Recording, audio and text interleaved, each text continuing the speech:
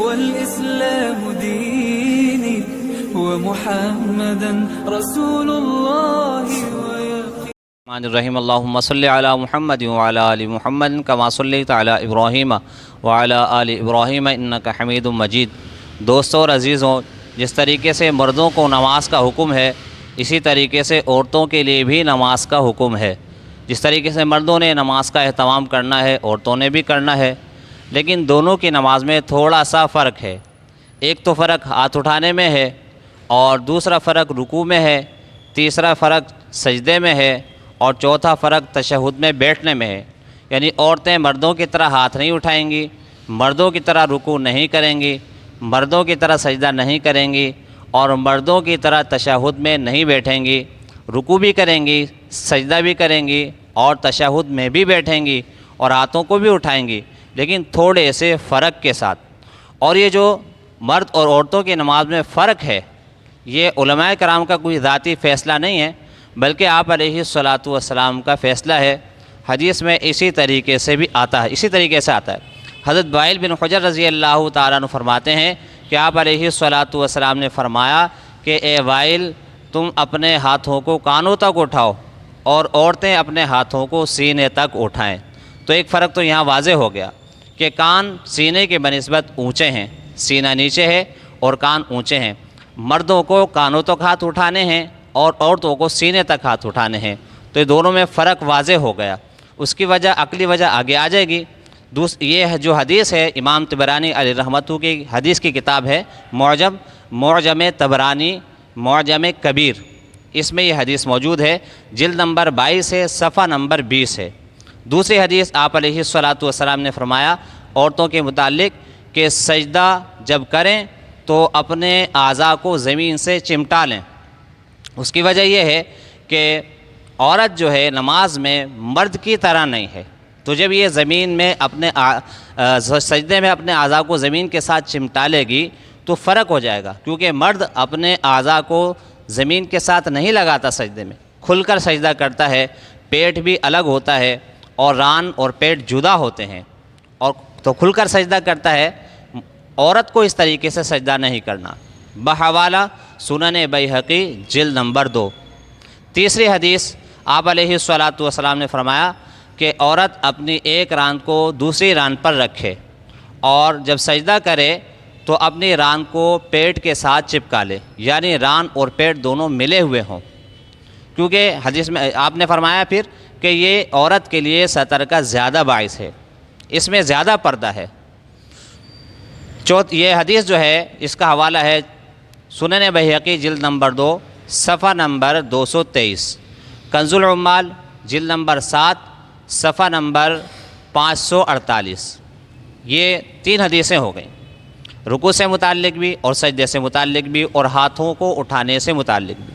چوتھی حدیث آپ علیہ الصلاۃ والسلام نے مردوں کے بارے میں فرمایا ان یتجافوا فی سجودہم، کہ سجدہ کھل کر کریں، اپنے اعضاء کو الگ الگ رکھیں۔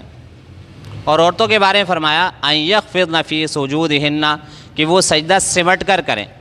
بحوالہ سنن بیہقی جلد نمبر 2 صفحہ نمبر 222۔ چوتھی حدیث جس میں آپ علیہ الصلاۃ والسلام نے فرمایا مردوں کو کہ جب تشہد میں بیٹھیں تو اپنے بائیں پاؤں کو کھڑا کر لیں، اور بائیں پاؤں کو بچھا کر دائیں پاؤں کو کھڑا کر کے بیٹھیں، یعنی دائیں پاؤں کھڑا رکھنا ہے، بائیں پاؤں بچھانا۔ اس طریقے سے مرد نماز پڑھتے ہیں۔ اور عورتوں کے متعلق آپ علیہ الصلاۃ والسلام نے فرمایا کہ خوب سمٹ کر بیٹھیں۔ جب عورتیں سمٹ کر بیٹھیں گی اور مرد سمٹ کر نہیں بیٹھیں گے تو فرق واضح ہو جائے گا خود بخود۔ بحوالہ جلد نمبر 2 صفحہ سنن بیہقی جلد نمبر 2 صفحہ نمبر 222۔ آخری حدیث یعنی 5ویں حدیث، حضرت عبداللہ بن عمر رضی اللہ تعالیٰ عنہما سے کسی نے پوچھا عورتوں کی نماز کے متعلق، تو آپ رضی اللہ تعالیٰ عنہ نے فرمایا کہ ابتدا میں تو آپ علیہ الصلاۃ والسلام کے زمانے میں مردوں کی طرح نماز پڑھتے تھے، لیکن بعد میں خوب سمٹ کر نماز پڑھنے کا حکم دیا گیا۔ جامع المسانید بحوالہ جامع المسانید جلد نمبر 1 صفحہ نمبر 400۔ اب یہ جو حوالہ جات ہیں، یہ جو حدیثیں میں نے آپ کو بیان کی ہیں، تو ان سے واضح طور پر پتہ چلتا ہے کہ مرد اور عورتوں کی نماز میں فرق ہے۔ واضح طور پر فرق ہے۔ ہاتھ اٹھانے میں بھی، رکوع کرنے میں بھی، سجدہ کرنے میں بھی، اسی طریقے سے تشہد میں بیٹھنے میں بھی، یہ 4 جگہ واضح طور پر حدیث میں فرق کو بیان کیا گیا ہے۔ اب اگر کوئی شخص یہ کہے کہ بخاری کی حدیث ہے، حضرت ام دردہ رضی اللہ تعالیٰ عنہ کے بارے میں آتا ہے کہ حضرت ام دردہ رضی اللہ تعالیٰ عنہ مردوں کی طرح تشہد میں بیٹھتی تھی، تو اس سے تو پتہ چلتا ہے کہ مرد اور عورت کی نماز میں فرق نہیں ہے، بظاہر سے ایسا ہی لگتا ہے۔ تو اس کا جواب یہ ہے کہ ابتدا میں ایسے ہی ہوتا تھا کہ عورتیں مردوں کی طرح نماز پڑھتی تھی، لیکن بعد میں خوب سمٹ کر نماز پڑھنے کا حکم دیا گیا، جیسے کہ حضرت عمر رضی اللہ تعالیٰ عنہ نے سائل کو جواب دیا۔ اس کا جواب یہ ہے۔ اور عقلی طور پر اگر دیکھا جائے تو مرد اور عورت کی نماز میں فرق ہی ہونا چاہیے، کیونکہ نماز سے باہر بھی عورت کو زیادہ سے زیادہ پردے کا حکم ہے کہ خوب پردہ کرے، حتیٰ کہ اپنی آواز کا بھی پردہ کرے، اور غیر محرم کے سامنے کوئی ایسی حیت نہ اختیار کرے کہ جس سے بے پردگی ہو۔ اب اگر نماز کو ہی لے لیں، اگر مردوں کی طرح عورت نماز پڑھے، اس کی بنسبت اگر عورت کی طرح نماز پڑھے، عورت کی طرح رکوع کرے، مرد کے رکوع کرنے میں اور عورت کے رکوع کرنے میں فرق ہے۔ اگر عورت مرد کی طرح رکوع کرے گی تو اس میں بے پردگی ہے تھوڑی، اور اگر عورت کی طرح رکوع کرے گی تو اس میں پردہ ہے، اور ہمیں پردے کا حکم دیا کہ زیادہ سے زیادہ پردہ عورت نے کرنا ہے، جتنا ہو سکے عورت پردہ کر لے۔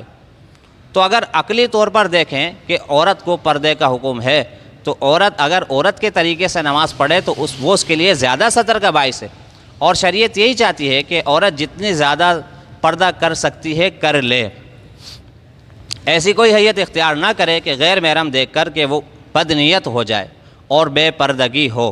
تو عقلی طور پر بھی مرد اور عورت کی نماز میں فرق پایا جاتا ہے دوستو عزیزو۔ تو شریعت یہی چاہتی ہے، آپ علیہ الصلاۃ والسلام یہی چاہتے ہیں کہ عورت زیادہ سے زیادہ سمٹ کر نماز پڑھے، اس کے نماز میں جس طریقے سے عام زندگی میں زیادہ سے زیادہ پردہ ہو، خوب پردہ ہو، اسی طریقے سے اس کی نماز میں بھی پردہ ہو، رکوع بھی اس کا مرد کی طرح نہ ہو۔ مرد کی طرح اگر رکوع کرے گی تو بنسبت عورت کی طرح رکوع کرنے میں بے پردگی ہوگی۔ اس لیے ایسے ہی سجدے میں اس بات کا اہتمام کرنا ہے، تشہد میں اس بات کا اہتمام کرنا ہے، ہاتھ اٹھانے میں بھی اس بات کا اہتمام کرنا ہے۔